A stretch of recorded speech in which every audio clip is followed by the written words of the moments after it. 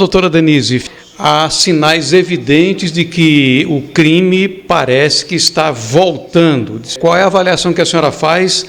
Preocupante, não é, Ivan? Sem dúvida, os sinais são de alerta. A gente pode dizer que já temos aí praticamente quase 100 dias de sinalização de que o novo governo deve apontar um plano para o país. E o que temos é uma situação de inércia absoluta no campo da economia, os dados aí preocupantes, no campo da segurança pública.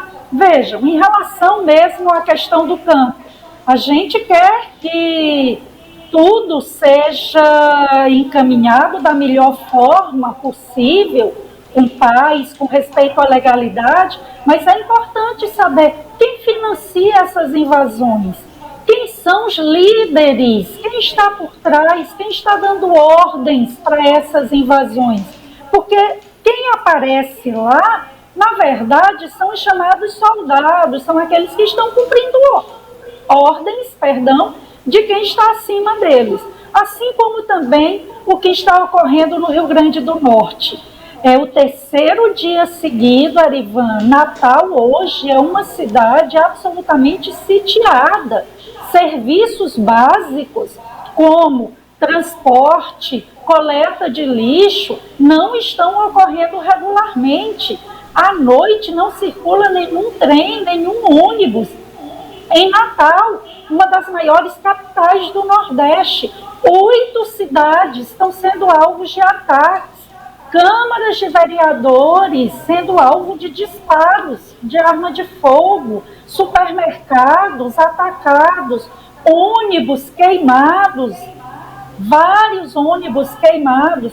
Então, uma situação de total descontrole, a população refém da criminalidade violenta, e eu não vejo isso como uma mera coincidência. Veja que está repercutindo muito nas redes sociais uma visita que o atual ministro da Justiça e Segurança Pública, ex-governador do Maranhão, outro estado em que os índices de violência são preocupantes, onde episódios gravíssimos de rebeliões violentas também ocorreu no Maranhão, assim como em Natal. Quem não ouviu falar aí do presídio de Pedrinhas, não é? E o que temos é o atual ministro indo até o Complexo da Maré, no Rio de Janeiro, com uma segurança minúscula, um motorista, e adentrando numa região dominada pelo crime organizado violento. Disse que foi para uma reunião, mesmo que sejam com lideranças. Ninguém adentra no Complexo da Maré se não for da comunidade e se não for autorizado pelo crime organizado que ali controla aquele território. E aí a crítica não foi exatamente por ele se reunir, mas porque ele se deslocar de Brasília para ir ter uma reunião numa área dominada pelo crime organizado. Ninguém também deve deixar de lembrar uma captação de uma conversa de lideranças do crime organizado ao dizer que preferia a volta do PT ao poder, porque com gente do PT era possível ter diálogos cabulosos. Usou essa expressão. Dá para ter aí um diálogo cabuloso. Então é preocupante, lamentavelmente, durante a campanha. E aqui eu estou falando uma verdade porque os vídeos estão aí, não dá para apagar a realidade. Em que Lula dizia que não aguentava mais ver jovens sendo presos, violentados, porque roubavam celular, como se o pequeno crime não fosse a porta de entrada para que você siga uma carreira achando que o crime compensa, que a impunidade é a marca registrada do país. Infelizmente, o exemplo vindo de cima é o pior. Então, aliado, o exemplo que vem de cima, o discurso justificador da criminalidade, aliado a uma espécie de inércia, não se tem um plano de segurança pública, não se tem claramente qual será a política de combate à criminalidade, de fomento à segurança pública. Muito pelo contrário. O que eu vejo de sinal dessa visita é que, vejam que interessante, o ministro da Justiça e Segurança Pública entra no Complexo da Maré, território dominado por facções criminosas violentas, mas a polícia, para realizar operações de rotina, é recebida a bala. Então fica aí apenas o questionamento. O que está por trás, então? Eu acho que o sinal, sem dúvida, é bastante preocupante. Doutora, a gente sabe que o exemplo das autoridades deixa uma certa perplexidade. O que resta à população, doutora Denise? Erivan, é uma pergunta difícil, porque os mais ricos, os mais endinheirados, eles dispõem de meios para buscar uma proteção maior, uma segurança maior para si e para a sua família.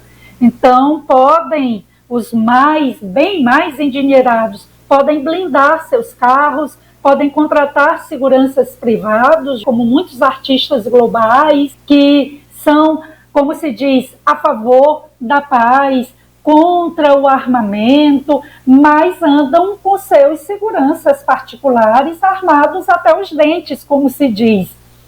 Então, os mais ricos têm meios de se protegerem, porque vivem em seus carros blindados, com seguranças, em condomínios fechados, com câmeras para todos os lados, e realmente a classe média fica aí numa situação um pouco mais vulnerável, porque embora vivam em bairros supostamente mais seguros, porque muitas vezes conseguem bancar uma vaquinha para contratar um segurança para monitorar o bairro, câmaras, ou moram mesmo em condomínio, uma classe média, média alta. Agora, sem dúvida, quem fica mais refém da criminalidade são os mais pobres. A situação no Rio é calamitosa, porque aquelas pessoas que vivem em comunidades mais carentes são reféns do crime organizado, os territórios ocupados por essas facções, como o Comando Vermelho, por exemplo, que é a facção criminosa mais antiga do país.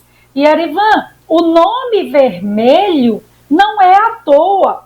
Essa primeira facção, grupo criminoso organizado, surge no final dos anos 70, início dos anos 80, quando guerrilheiros de extrema esquerda, que roubavam bancos, que sequestravam pessoas, que praticavam atos de terrorismo, presos, foram levados para um presídio no Rio de Janeiro e se misturaram com presos comuns. E lá eles orientaram como os criminosos deveriam se organizar, como deveriam atuar. Daí o nome vermelho, porque a cor vermelha, nós bem sabemos, procurem a bandeira da União Soviética, procurem a bandeira de partidos de esquerda, procurem a bandeira da Coreia do Norte, Cuba, qual é a cor lá, uma cor destacada, se não é o vermelho. Então, a população do Rio, nessas comunidades, ficam refém, ora dessas facções, a exemplo do Comando Vermelho, ora dos chamados milicianos. E temos uma ministra do Turismo que vários jornais, vários sites de notícia mostraram que ela e seu marido, que é uma liderança política, prefeito de uma cidade da Baixada Fluminense, tem ligações e apoios de líderes de milícias do Rio de Janeiro.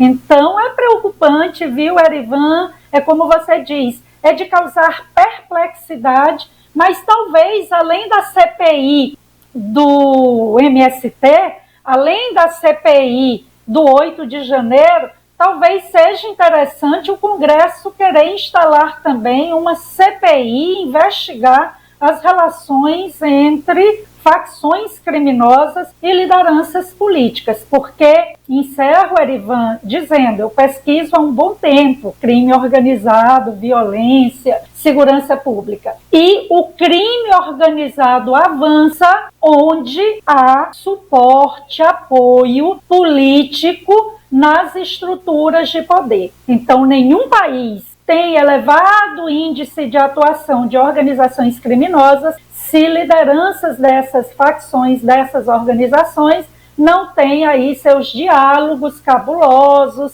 seus apoios em lideranças políticas proeminentes desse país. Então, espero que o povo brasileiro esteja atento e preocupado com essa questão.